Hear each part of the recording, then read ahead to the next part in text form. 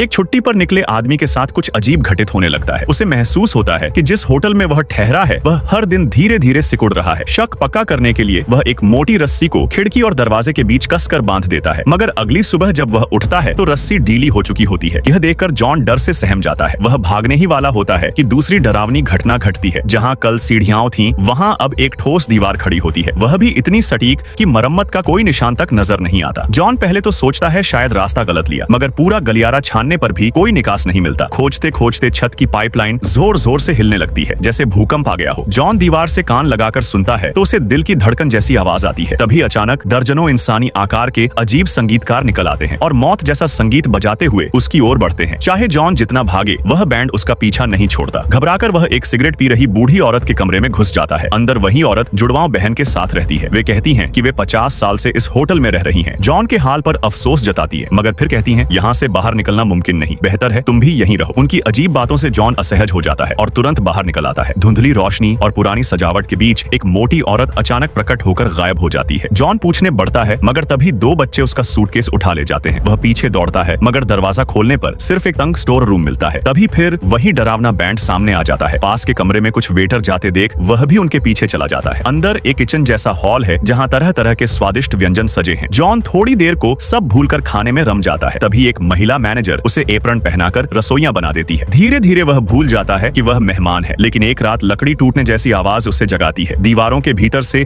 यह धमाके आते हैं। वह गलियारे की चौड़ाई हाथ फैलाकर नापता है और राहत पाता है कि अभी दीवारें नहीं सिमटी। मगर जब वॉशरूम जाता है, ताले अपने आप घूमने लगते हैं और नीचे से सैकड़ों हाथ अंदर घुसकर उसे पकड़ने की कोशिश करने लगते हैं। घंटों जूझने के बाद वे हाथ अचानक गायब हो जाते हैं। थककर जॉन वहीं सो जाता है। अगली सुबह उसका साथी रसोइया उसे जगाता है। जॉन सब बताता है, मगर साथी कहता है, हम 80 साल से कभी किचन से बाहर नहीं गए। जॉन चौंक जाता है। तभी होटल का मैनेजर दिखता है, जिसे पकड़ने भागता है, मगर वह तुरंत गायब हो जाता है। जॉन गुस्से में शेफ से पूछता है, रास्ता कहाँ है? शेफ घुटनों पर गिरकर कहता है, कृपया मत जाओ, हम एक ही तरफ हैं, मुझे उम्मीद है तुमसे। जॉन दया में पड़ जाता है और चुप हो जाता है। कुछ दिन बाद जब होटल के फर्नीचर हटाए जाते हैं तो वह फिर गलियारे की चौड़ाई नापता है और देखता है, वाकई यह सिकुड़ चुका है। किचन की जगह भी कम होकर अव्यवस्थित हो चुकी है। जॉन सबको चेतावनी देता है, मगर सब मिलकर उसे उठाकर बाहर फेंक देते हैं। अब गलियारों में फिर वही बैंड बजने लगता है। रसोइये बर्तनों को ताल पर बजाने लगते हैं और पूरी इमारत तेजी से हिलती है। खिड़कियां दबाव से टूट जाती हैं।